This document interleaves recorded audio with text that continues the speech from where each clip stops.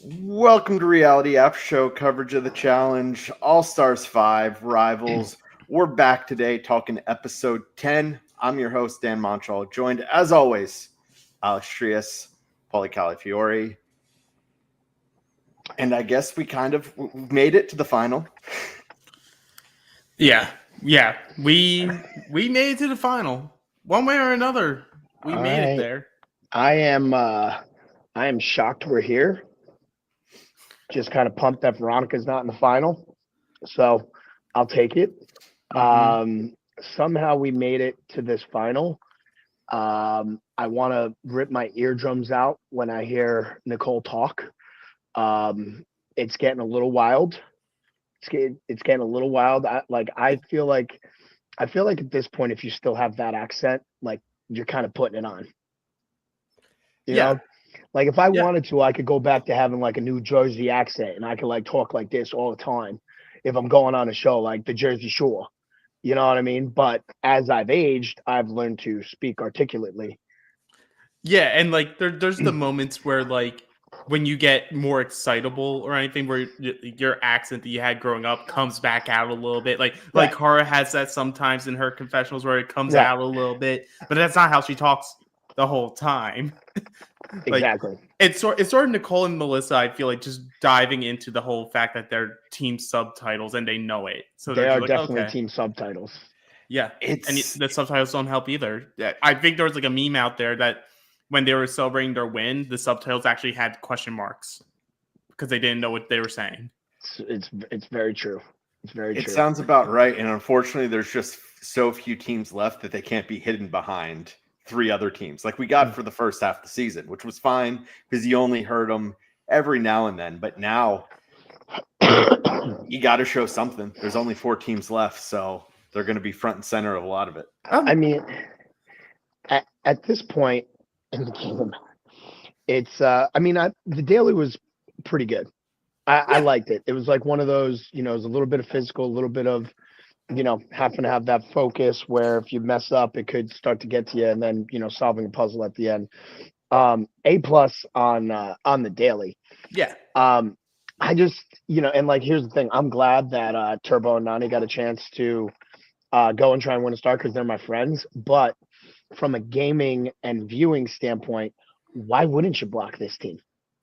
I think the question is, the setup is for 4 teams to go into the final, and if you put 2 star holders in there, was there a conversation that was had that was like, if you leave them out, they just get handed the star?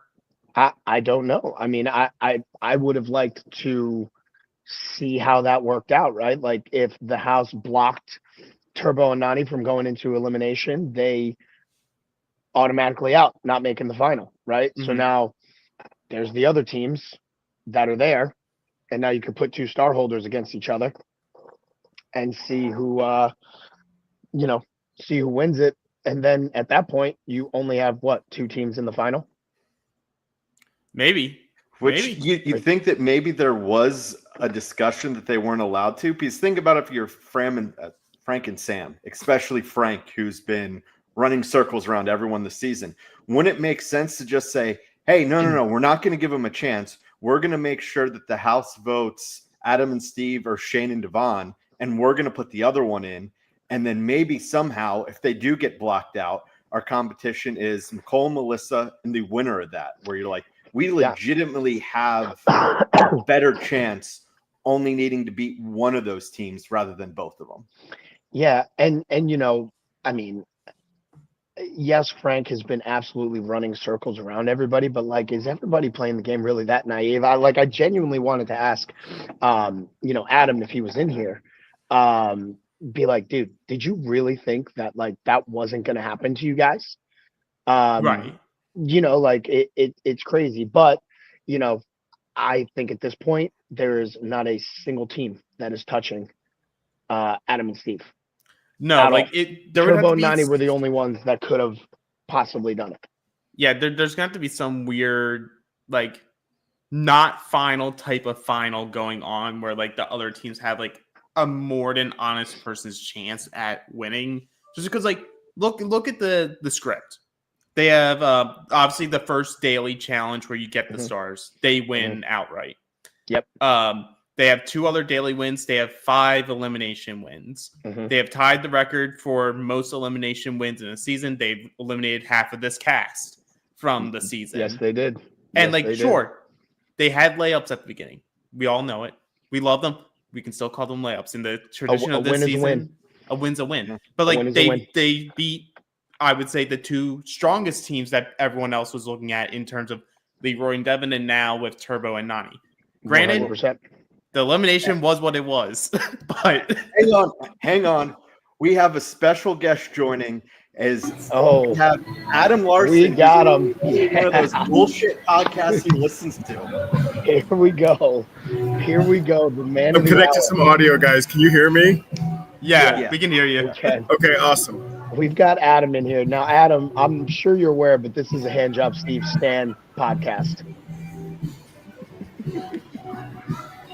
Can he hear us? I don't think he can hear us. I think he's selectively choosing not to hear that part. No, it could be that as well.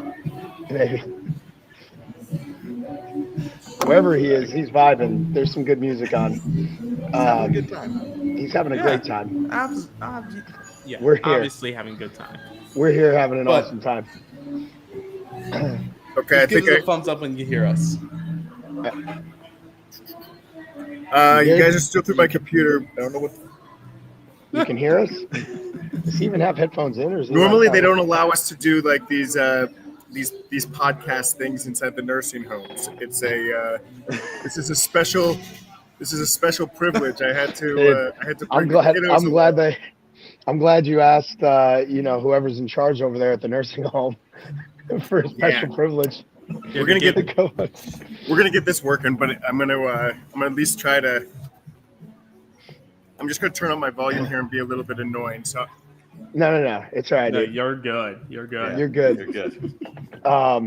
So we were basically talking that this is the Handjob Steve Stan podcast. That's our star of the season. We love him. We love everything about him. By proxy, that puts you in the top 3 of people that we like on this season. You know what I mean? Of the people who are just providing authentic, funny things. And let's just be honest, you guys have dominated this season. Like you've tied the record for most elimination wins in a season. And this is a shortened season. So who knows what would have happened if it was like a full season. You guys might have been breaking records. I don't see anybody in the final beating you guys at this point. It's like the money is yours to lose at this point. You know what I mean? But I only have one question. Were you really that shocked that Frank did what he did? Because you've had him clocked since episode 1. I thought, I mean, am I shocked? Absolutely not. Like you said, I had him clocked since I got there. And there's just like a massive amount of respect that I have for somebody who will truly play a game like over building. Like I go there and I'm like trying to make friends and like I don't know. I think that like I'm really gonna keep in touch with some of these people. You know what I mean? Like it's so true. It's like when I watch it back and I'm like, nobody's gonna pay your bills. And I think about how many times I was like, guys, we'll go in this time. I wouldn't even fucking consult Steve. I'd be like, I got no problem. I'm an idiot. I think like when it goes back to voting for people into elimination, I think it's kind of like a permission to edit. But I think it's kind of like a rite of passage. I think it's like earning your stripes. I think it's kind of like an initiation. I think like sometimes I think you need to do hard shit in order to be able to appreciate the sweet shit. And like I used to get in trouble with that. Like Katie came onto our season late, so it's cool that Katie. I'm gonna put this whole thing in an 88. I'm gonna add it all back together in that most like ADD sort of way, right? But like Katie came onto our season late after Estella got kicked off. And I was like, Katie, you need to sleep out under the stars. You need to learn how to like fucking make leather. You need to this whole list of shit to do.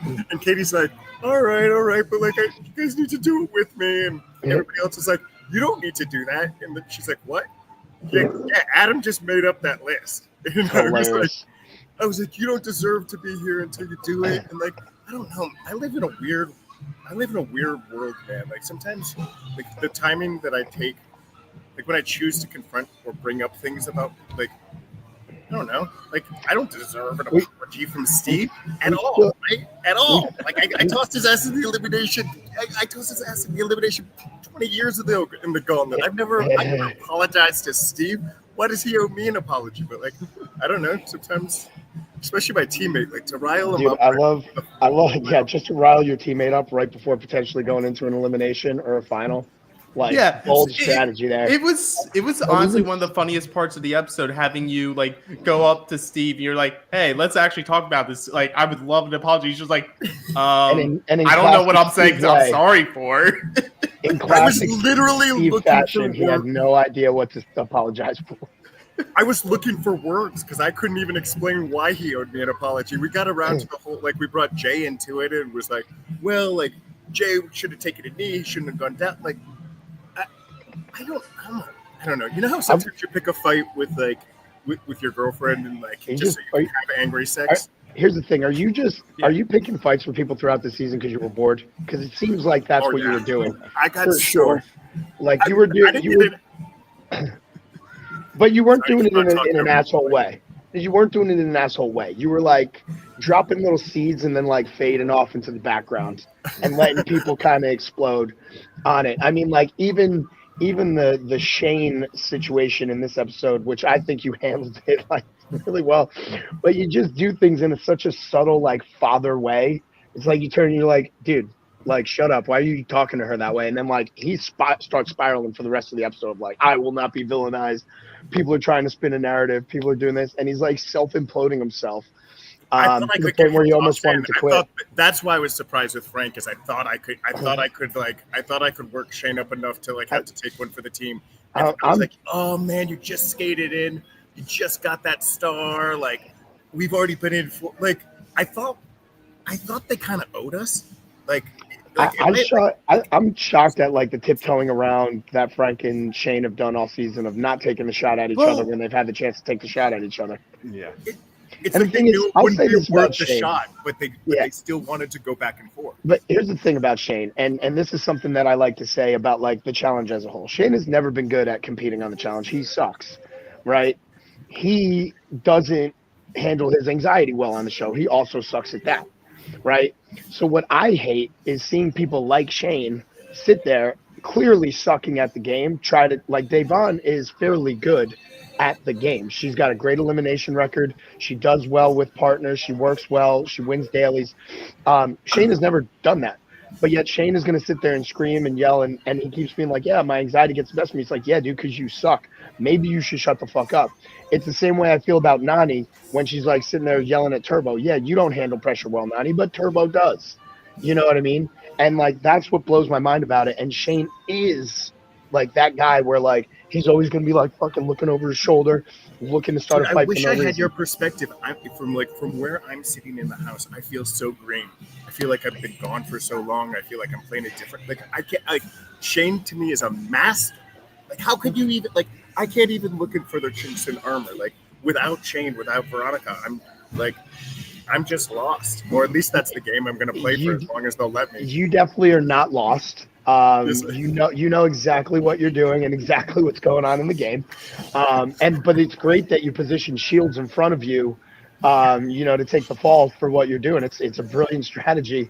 But to sit here and say that Shane is some kind of mastermind is insane. I'll never believe it. I've played games with Shane. He's not a mastermind. Look, we all love to dress up for Halloween. That's what Shane dresses up for when he goes to the challenge. He wants to be like I heard someone talk about it over the day today, and it made perfect sense. Shane wants to be and wants his edit to be what Frank was this season.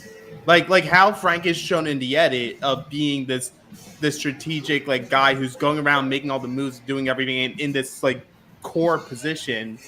That's what Shane wanted, but Shane wasn't doing it, and I feel like he was also noticing he wasn't going to be getting that, which further causes that paranoia. But I'm also just like, be good to your partner. But also, so from what it seemed like in the house, or like the story that I didn't even know that Devon had I really thought Devon was awesome. Like got to know her, And I feel like just because I get to know somebody and I don't ask, like, I feel like you should Devon is awesome. information. If you have like alliances, tell me, right? But like everybody's so guarded. I didn't even know about her alliance with Donnie and Turbo. I just thought like I didn't think that they were going to try to protect them or that things were upsetting. So to see this, I'm like watching with all the viewers on this one. It's really weird. And Shane, I thought was handicapped the whole time because he couldn't get Devon to vote with him. So he was basically useless and rudderless, just like Corey Lay and Big T were to us. Like we were trying to move in a direction with Melissa and Nicole. And like Corey, I was like, hey, I'll even let you guys choose the direction. But like, I need to know you're with us. And yeah, here's the thing, Adam. I like your style of gameplay because it is kind of like very old school. That's how I like to play the game, where it's like you walk into the game, you basically grab your squad and you go, all right, we're riding, right? So like, we don't really need to give a shit. We don't have to play this like little whisper game. It's kind of like, hey, you guys are over there, we're over here. But I do, and this is where I do understand it because I come from CBS to begin with.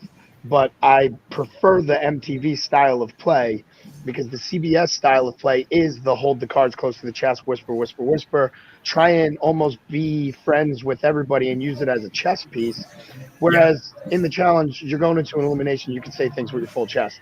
Like when everybody was voting for you and Steve in the beginning, I'm like, even their friends are like voting for them because they're afraid for the house to, be like, oh, we're not on board with this. It's like, dude, these are your friends. Say it with your chest that you're not voting for them because they're your friends.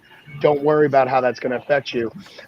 It's mind blowing to me to watch how this is all played out. But you're one of the few that I like watching play because I'm like, yeah, when I talk about the old people and the people who don't belong, Adam's an outlier with all this stuff. Because I think I got a soft spot for you because you're a soccer player. And Italian. That's definitely part of it. And Italian. But like you and Steve like just work well as like a duo throughout the season because I feel like you both sort of have I think like a similar mindset to it. With you going in so much early on as well, like do you think that like ironically gave you guys even more like an accelerated version of gaining that like duo-ship? Like you understand each other so much better because you've been put through the fire so much early. Like it forced us to just look inward and be like, I mean, even with great relationships with Veronica and Katie, you can't like lean on them. You know what I mean? Like that's why I hate alliances and people. But like when as soon as you are partnered up, that is a true alliance. And so I just kind of. I think that's maybe why I was dumb enough to try to bring it up in the end is because I had completely just forgotten, just swept it away just to work on the task at hand with Steve or whatever. Mm-hmm. But I think that brought us super close. Like we were just kind of out by ourselves, and so it's like being stranded on a desert island with somebody, man. Like you get real close, which is fast. Crazy, man, because if you were to put a cast together normally, and like when I used to watch the old school seasons, it's like the strong players and the strong teams would band together, get rid of all of the weak people. It pisses me off to no end to watch weak people be able to band together and gang up on the strong players. That's because I don't believe in participation trophies. I believe in meritocracy, and I believe like the best of the best should be there. I will say it until I'm blue in the face. Story. It's still the underdog. No, but an underdog story. Yeah, but an underdog story is not people who absolutely have no chance winning, right? Like the last place team in the NFL, that's not the underdog story of winning the Super Bowl. It's the team that's not expected to win the Super Bowl, all of a sudden knocking off these top teams to win the Super Bowl. Like you have to be good enough to at least get to that point. So it's like you don't suck. I feel like this had March Madness upsets in it, though. Wouldn't you say? No, this 100% has had some March Madness upsets, but the March Madness upsets have been able to happen because the weaker teams were able to make those things happen. You know what I mean? And that is, and it's I don't know. Like I just look at things a certain way where it's like, hey, if we're getting paid to go and do the same show and I'm taking it upon myself to come in shape, you're taking it upon yourself to come in shape. There's no excuse for people to come in and not be in shape. Some people can't get even in shape though. Like, I mean, I'll take Sam I think Sam got the call a month before, right? How are you gonna how could you get in shape when you don't even know, live in the right environment, have the right people to coach you? No, like, the one sometimes just like I don't blame people for that, but like if I can, I'm out of shape right now. Someone like Sam, who she hasn't been back since her original season, right? Veronica's more of a regular. Anissa's more of a regular. You know what I mean? Like they kind of have to do it. But even, once you know you're getting the call, I mean, is it that hard to just hire a professional for 4 weeks and then they can write the program for you for the next 4 weeks in the house? You know what I mean? Like Josh comes in with the program. Like Josh has his little program that he sticks to. He's taking his fitness very seriously. I used to make fun of him all the time, being like, "Dude, you're like a roly-poly, dude. Like you're not an athlete. What are you doing here?" You know what I mean? But now he takes it seriously, and he looks good. I will say the people who it comes. There's definitely going to be no negative side to being in shape and being ready to roll. No. It's not. But also mentally, it's great for you. Yeah, I mean, maybe I should come in less in shape. I like going out. You want to go the CT route? CT approach, yeah. Yeah, I want to I came out strong both times and got my star right away in 4 and 5. And next time, if I get another shot at it, I think I'm gonna take the turtle approach. Dude, if you CT it, he has used that strategy for a long time. But now I think people have picked up on the strategy and they're like, all right, we see this guy, running every morning. We're going to clip him before he gets to the halfway point and he starts to get his momentum. The other thing this episode that I'm glad that they exposed, with the Shane meltdown, because I've been saying this for years since I've been on the show, that castmates go onto these freaking shows with in their mind, like what they want their narrative to be. And they're so fake. And I think Shane 100% felt the pressure of it, right? Like he clearly was being a dickhead to Devon. He clearly was letting the anxiety get to him. He's been a mess all freaking season. So for him to kind of say, I'm going to quit. They're trying to paint a narrative. They're doing this. It's like, dude, what happened to just going in and authentically doing whatever? It's not a narrative.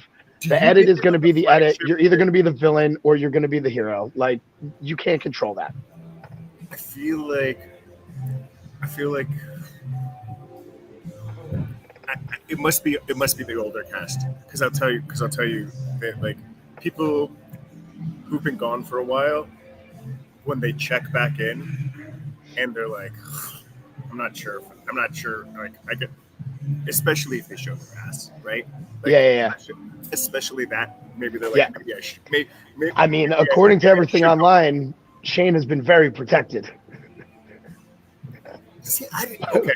I mean, I wish I was here to spread some tea or whatever, but I don't have any drama for who was stealing each other's underwear. All I know is that Shane kept on giving me this shampoo that would slowly over time dye my hair, and I'm like, dude, Aves loves the salt and pepper. Leave me the fuck alone. He's like, all right, you at least gotta trim your back. And dude, he's like, you're just the best. You wear the same clothes every day. You never dress up. I was like, all right, man. Dude, that is insane. And no insult to Shane, because I'm sure he knows what's going on. But if you're going to take a hair and skin routine, I think you're going to your partner, Steve, because he had a whole segment about this last season. The coconut. You want to be smelling great and then be going down and look. I'm surprised that wasn't Dan. The one thing I was mad about that elimination, because I loved Steve's strategy of being like, I'm such a horrible liar. I'm just going to be Steve and just talk about nonsense. I was like, why aren't you spending this time going over the skin and hair routine? Dude. I mean, it was the best. Steve and I were just kind of, I was a little upset, and I think that we just decided to have a good time. And we were crawling under the table to discuss strategy. We had the best time. We definitely made lemonade, and thank God we won. Right, but I think it really calls something about your team. Also, it's by you guys just choosing to have fun with it, and knowing that at the end of the day, it's gonna just come down to who can move the balls over. You got into her head. You got into Nani's head because she's like, God damn it! Now I'm laughing with you. I'm laughing with you. It's not too hard to get into Nani's head, dude. Her and Shane are cut from the same cloth of just poke them a little bit and they're going to be like, no. Yeah. I mean, I went at turbo hard. Like we but would just dude, like yeah, but Adam, and I said this last time when you first had Turbo erupt, that's some sports level goalkeeper defender stuff where you're playing against the stud who's scoring the goals against every team, and you just start chipping away at the armor right from the beginning, right? So as soon as you start marking them up, you're just chipping away every corner kick. Goalkeeper's taking cheap shots at him when the ref ain't looking, elbowing him in the ribs, freaking kneeing. If he's going up for a simple catch, you're trying to jump into this guy. You're trying to rattle him in every way. And Adam, it has been a pleasure to watch you do that all season. I'm glad. I'm glad it came. Sometimes entertainment comes at the cost of something, like the cost of relation. But like, I feel like we really have. I mean, maybe that's why they left us around. Everybody's like, you guys should have been going after Adam, and like, we positioned everybody to kind of get there. And we really felt like we were a group. Like, if people had turned on us just because we were the strongest team, I would have been really upset. But like, again, what I'll say for like, Paulie, his big brother, a lot of like games like in All Stars versus being overly like American Gladiator-ish. Like No, yeah, Big Brother's more like carnival games and puzzles and memory comps, things of that nature. It's more of a social game than anything else. Yeah. Yeah, I feel like All Stars is just perfectly set up for that. So like, yeah, the strategy might start to change. It's gonna either like social games going to become more important because even though Steve and I won a few dailies, like 3, I don't. Right. It wasn't like, I mean, going around on inner tubes and drinking vanilla sundaes and doing trivia. It's just like there's a lot that's still left up. Like, just say we're the strongest team it will be I don't know. I'm rambling. Let me try to like. But you guys have, with all the carnival games, still dominated. Because we're nerds. We're super nerds. Steve is apparently Rain Man at some puzzles. Yeah, I don't know when that happened, but that's been cool to watch. Dude. Yeah, and I'm not just like Tom Cruise showing up, dropping a box of toothpicks. Like I feel like I held my own as well. You know what I'm saying? Throw the box of toothpicks. So I do have a question for you. It's like, so you put yourself back into the shoe of like you just won this elimination. You know that you're about to go into the final. What would like winning the final mean for you here? With the thing of it sort of comes full circle with your first win coming on the gauntlet where you have Sarah go in, get 5 elimination wins, the first person to do it, and you guys win. For you to get your second win, sort of mirroring that same trajectory.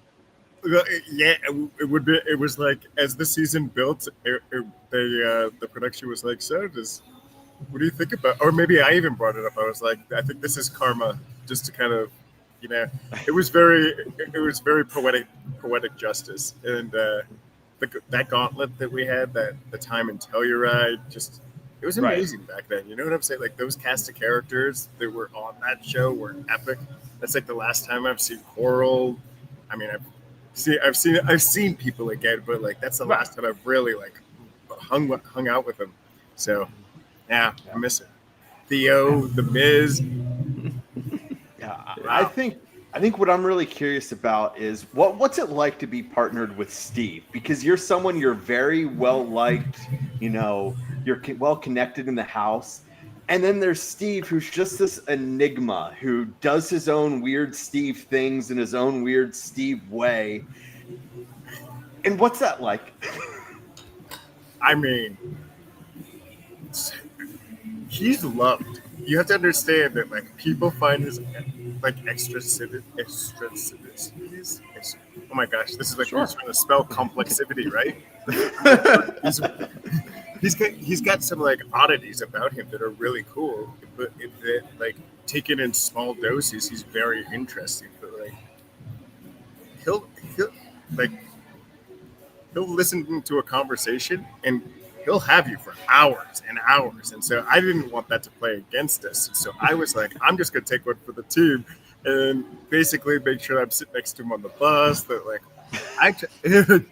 I got a lot of Steve time.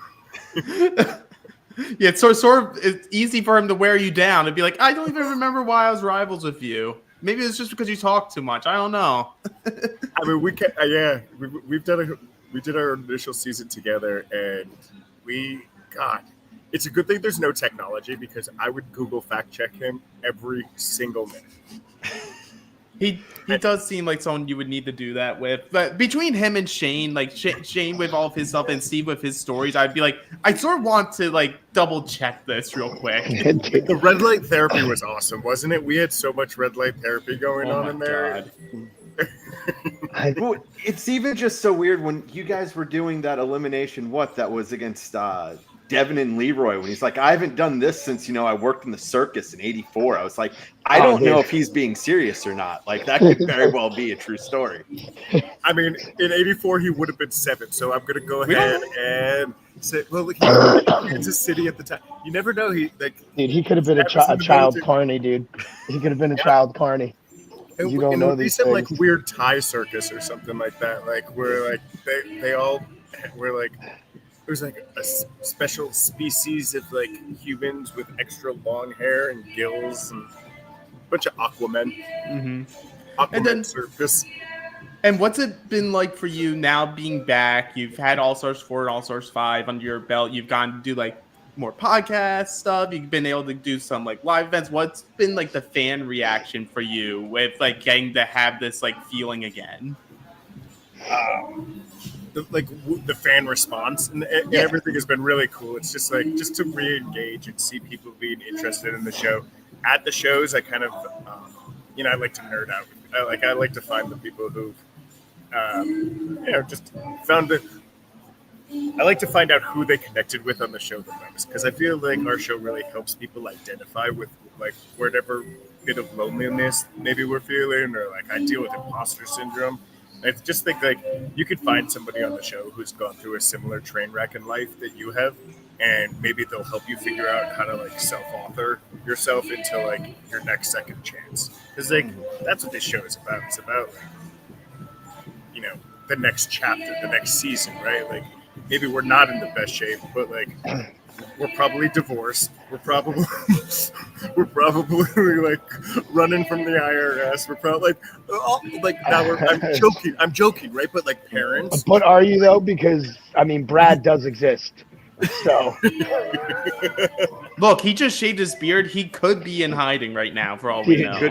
But that's my most important question for Adam. It has nothing to do with this game. It has to do with Brad's beard. No, how did you land? How did you land?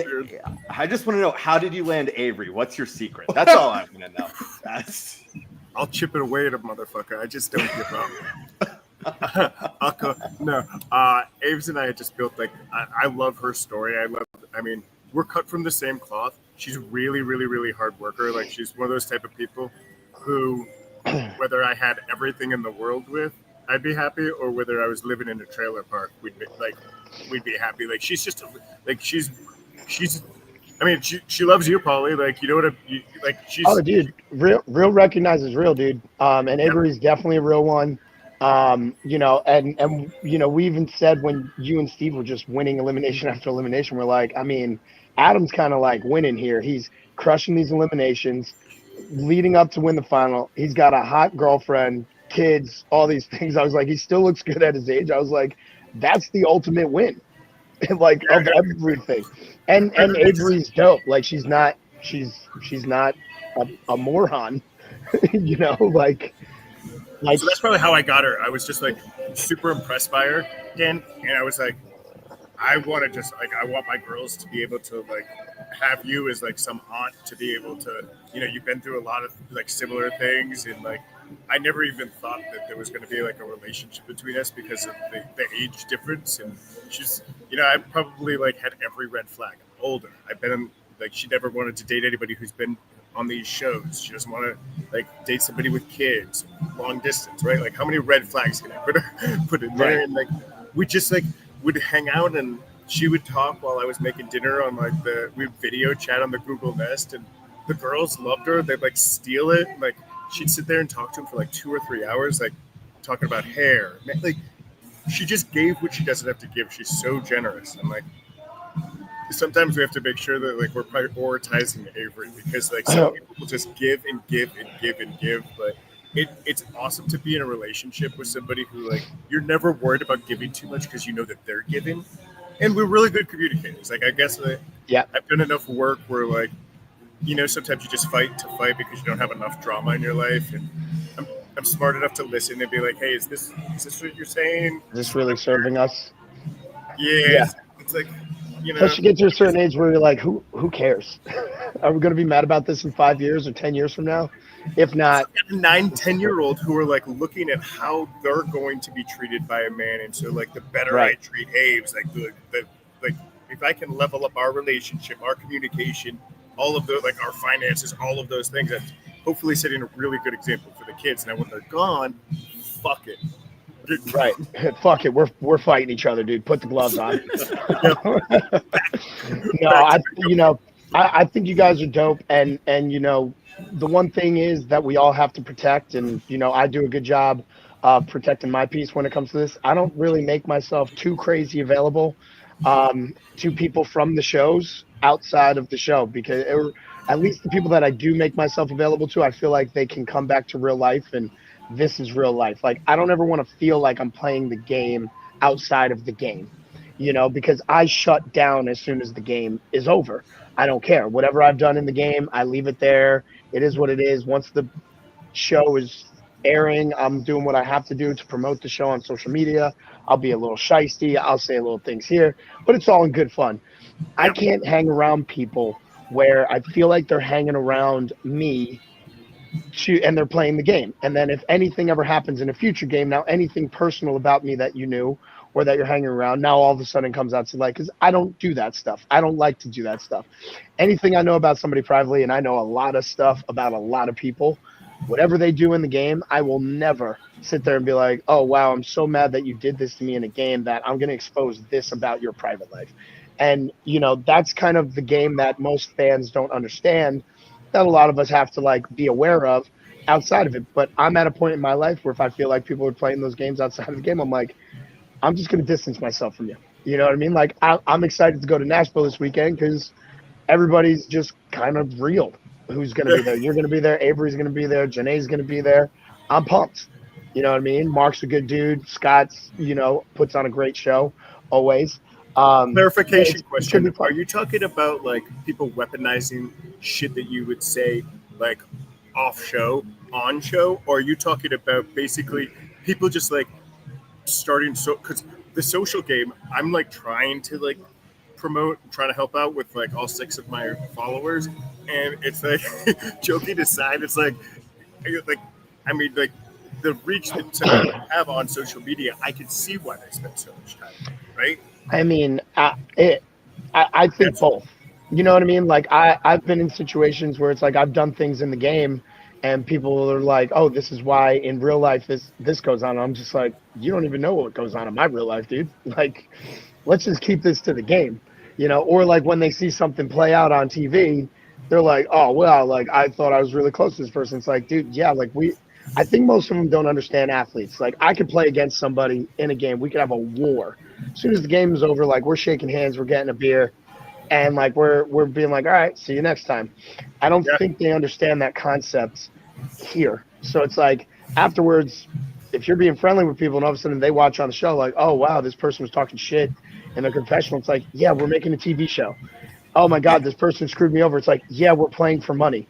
Like, how is that such a hard concept to grasp? Like, it's not the end of the world. You don't have to sit here and be like, oh, I thought this person was like family to me. It's like, relax. We all really don't know each other that much. So let's not like take it personal, you know? Yeah. Yeah, I went into I mean, that's another thing though about us athletes that go onto these shows is we need to take the breath now because like it's not a show for athletes. Like that's why I left the challenge was like I was like bicycling across the country doing Ironmans. Like I went and like just wanted to destroy people, and fucking Kaczynski tossed me out on some coconut trivia game. Like I was like, okay, you do all the preparation in the world, and you're not gonna and like one and done. And so and a coconut takes you out. That's it.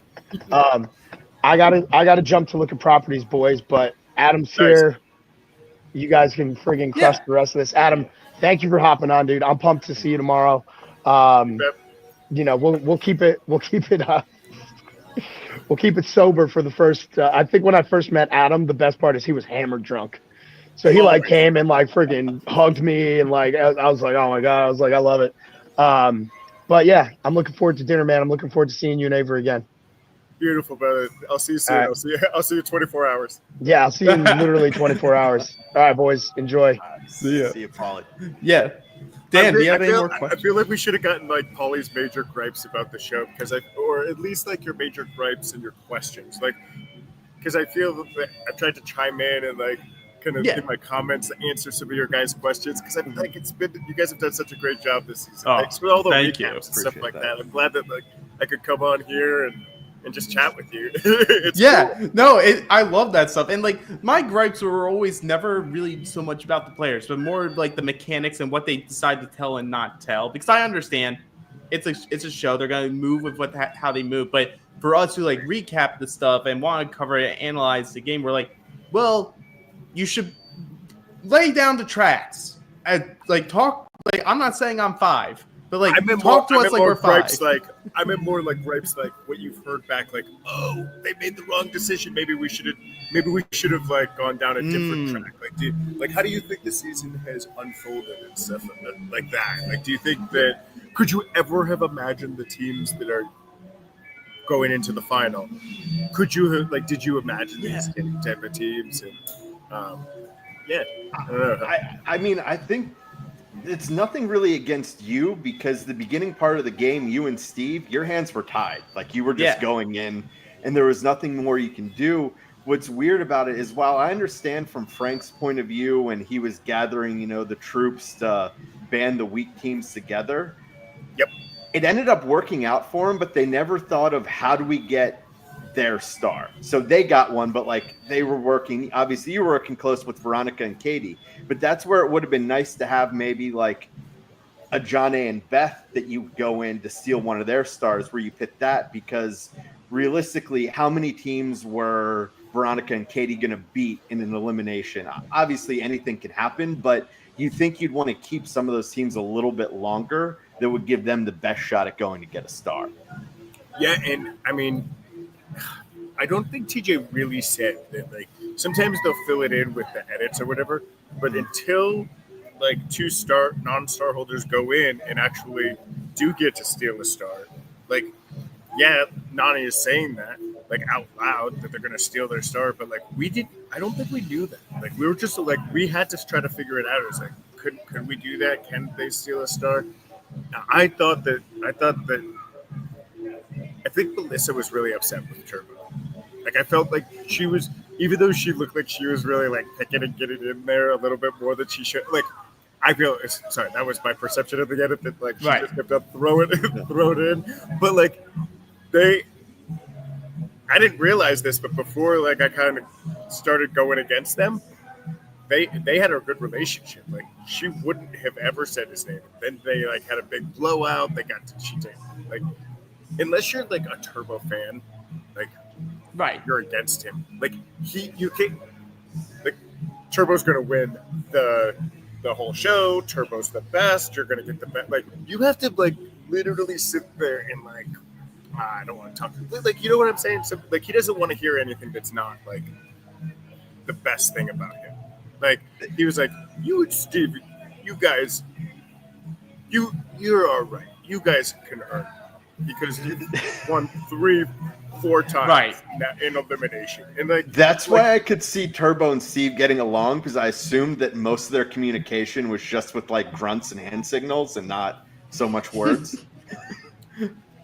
But ironically, because all we hear is that Steve talks a lot, so you're just like, I feel like Turbo likes the people who are dead silent. Like he would be the person who's like, let's go fishing, because like the whole thing about going fishing is you put your rods out and then you do not talk to each other. You nailed it, Alex. I mean, like, remember when you were talking about Steve's chopping away on the coconut? Like, I must have put him on my shoulders to like go up and get so many different coconuts. Like he'd come down with like burns all over his arms.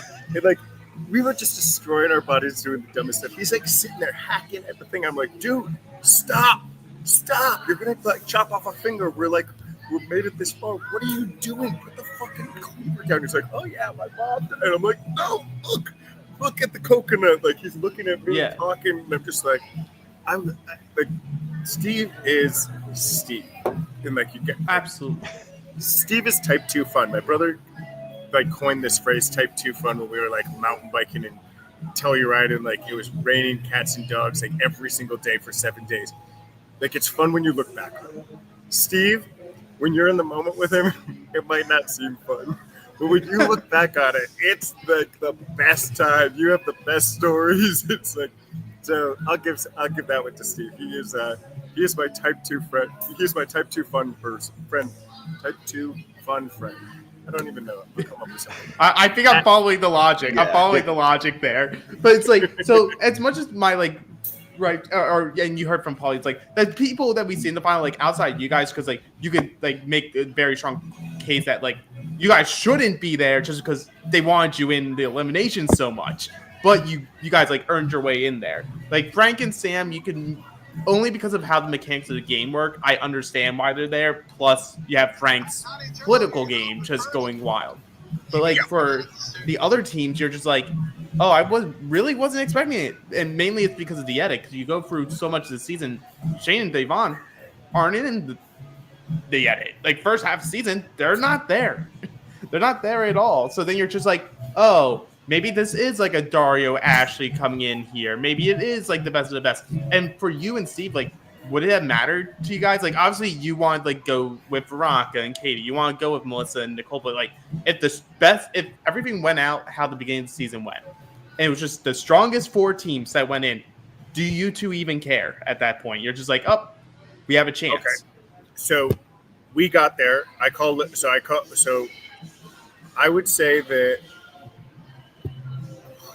I mean, I told Leroy, I was like, for the first 2 weeks, just so you know, you have zero reason for your name to come out of my mouth.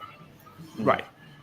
Devin had kind of looked out for Aves, and like she was like his number 3 or 4 or whatever. So like he wasn't bringing her to the final type of thing, but he was looking out for her, and I appreciated that. But the person who I really wanted to work with was Fessy, and I kind of, but I think because he was rooming with Daria or with Devin and Leroy, that like he didn't want to turn against them to try to work with us, and working with us was like I tried to make a play to work with everybody. I thought Sylvia and Kellyanne, Sylvia and I like sat next to each other on the plane. I was like, as soon as I get close to somebody, they'd get rid of them. Like they'd see us talking, be like, "You're going in." Oh man, it's like they were doing us a favor, but like I was working. I was trying to work at this time. Usually, I just go in and perform, and like once I realized that, like, oh, no. We're winning, and they're going to send us in. There is no bottom teams going home. Mm-hmm. Yeah. Do you think that would have changed your strategy at all? Like, if you knew how the game played out, would you and Steve try to have won to got that star? Because it seemed like you having that star from the very beginning was almost a disadvantage. That was my big gripe the full season. Okay, so what would you guys recommend? No, my gripe wasn't for you guys. It was the unknown of it all, because I was like, oh, it's weird that we're only having one thing. Like, it's not, oh, we're doing stars and we're going to do an elimination. It was just like, you're just getting stars. And then it just seemed like, based off all the mechanics of the game, that if with knowledge of what was to come, I don't think any of the 4 of you would have actually tried. I think you guys would have been like, we'll see what happens, but it's not the end of the world if we don't get a star. Yeah, I've got to start like maybe patting myself on the back less, because like I keep on coming out and getting a star right in the first challenge of everything, and I keep on thinking like I'm so good, I'm so great at this challenge. Like no, dummy, they're letting you win so that you get a big old target on your back. Now, it would have been nice if it came with something, wouldn't it? Like it would have been nice if it came with like a daily win, or you grab a star if it came with a shield at a certain point. But like I looking back, like I love the fact that we were in the elimination so much, because when you're not the one voting people into the elimination, it's a whole lot easier to stay friends with people. So if I do get a call for another show, I don't have as many enemies as I would have as if I was like, say, somebody like a Frank who's trying to orchestrate things, or like even Dario, who now will be known for turning on his best friend. You know what I'm saying? Yeah. Yeah, it all sort of lines up well for you for this season. Like results oriented, it like all falls in. Like, yes, you go into elimination 4 times. Is what it is. They're trying to get the strong team out. You guys overcome that. You guys then win power, and within that period of time, there's enough tension with Corey that you have this easy out. You have this easy out. This person is one of the people that voted for me every single time. It makes sense. It disrupts a little bit of what's going on the other side. Let me throw them back in, and then it's like quiet because the next few rounds, Frank gets it, and because of Veronica and Katie, it keeps you safe. Veronica and Katie win, and obviously won't put you in. It keeps you safe, and like so, it like had a bunch of cascading events where the only time left for you to go is that last round. So it's like, if I'm Frank, I can't blame Frank for being like, okay, if they're gonna put Nani Turbo in immediately, I might as well put both good teams in. It's been my strategy all season. Yeah, I mean, like I was talking to Sam and Nicole last night after the episode, and it was like, like I'm not upset with I'm still friends with Frank. He made my life miserable. There's not a person in the house that I should dislike more than Frank. But I have to respect it. Like he had he was anchored. You win or lose with your partner. And he knew that it was going to be tough to win with Sam, and he did everything he could to play the right game. And then what he did that I really liked was that he kept Sam in the dark. Like, she didn't know anything. And so she just got to enjoy herself at the house. She'd be in the pool all day, cooking for us, going around making friends. She was pulling an Adam. Mm-hmm. So did the two of you bond a lot during the time on the show? Yeah, I really try to get to know everybody. Even Corey Lay, I thought that we would be friends. He has a really interesting stories. A video game producer. We were talking about some app create. I don't know. I want to be. There's nobody who I want to be enemies with.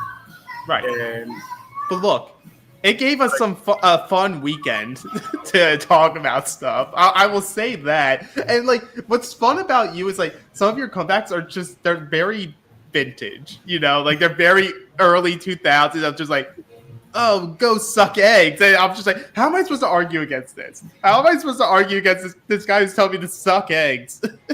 Eat my farts. I'm yes. Thank you for appreciating the nostalgia, the vintage dad jokes. Yeah, I tell a lot of jokes. They're all so bad. I try to tell the kids tell me when I've made one good one, and I'll shut up for the rest of the day. Look, all jokes are a good joke if you even get one person to laugh at it. So, yep, that's what I would say. Dan, do you have any other questions? I don't think so. I just appreciate you jumping on. It was fun, and appreciate that you were following along all season. You got to join one of your bullshit podcasts you listened to, so that was much appreciated. No, I'm glad. I'll keep on tuning in, you guys. Thank you so much. And thanks for coming to the rock gym with me. I was just sitting here watching the girls climb. Yeah. Hey, we're always down for a good rock gym climb. But Adam, Also, if you want people to follow you and see what you're doing, where should they follow you at? I mean, I think Avery probably does a better job, but at Adam Larson, just if you want to see pictures of what's going on, that's awesome. You reach out. I definitely enjoy hearing about the fans' experience and what the show means to them. I think it's why I'm trying to follow the podcasts and just be involved in the community. It's because I really appreciate being back, and so it's a dysfunctional family, but it's our family and it's all of our family, not just those of us who've been on it. And so stay in touch. Of course, and we were happy to have you. I remember finally getting to meet you in person last winter at the whatever Hearts is now called. And you and Avery were amazing. All the challenge people were amazing at that event. So people who are listening to this, when you see these events happening, the ones in Florida, the Challenge Mania events, go to them. There are a bunch of great people, and you get to hear some crazy stories.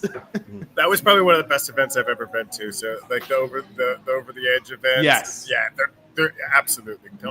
Those are worth coming out, and you meet everybody all at once. Yeah. So Dan, close us out. Yeah. Well, next week I guess it's the finale, so we'll have that. Be breaking that down, where we will be rooting for you because, as Paulie said in the beginning, This is a Handjob Steve Stan podcast, and so we've adopted Adam in as well because they're partners. He's nice. Thank you. I appreciate the adoption. Of course. I will do my best to get Steve and his hands as far in the final as possible. Yes, we need his hands to get far, and if they don't, all the other teams can sit and spin, bitch. That's all I gotta say. Awesome, guys. Take it easy and have a great one. Thanks. Yeah, appreciate it, Adam. Thank you. Betcha. But yes, that's going to do it for us. We'll be back next week breaking down the finale. As always, we appreciate everyone listening. If you're listening on YouTube, make sure you hit the bell, like, subscribe. That way you get notified every time we go live. If you're listening on Spotify, Apple Podcasts, wherever you get your podcast at, please make sure, take a few seconds, rate and review us 5 stars. It helps us out tremendously. And as always, best way to support the podcast is become a patron at realitypatron.com. Sign up for a month. If you don't like it, Johnny will give you your money back. That's Alex. I'm Dan. We will see y'all next week. See ya.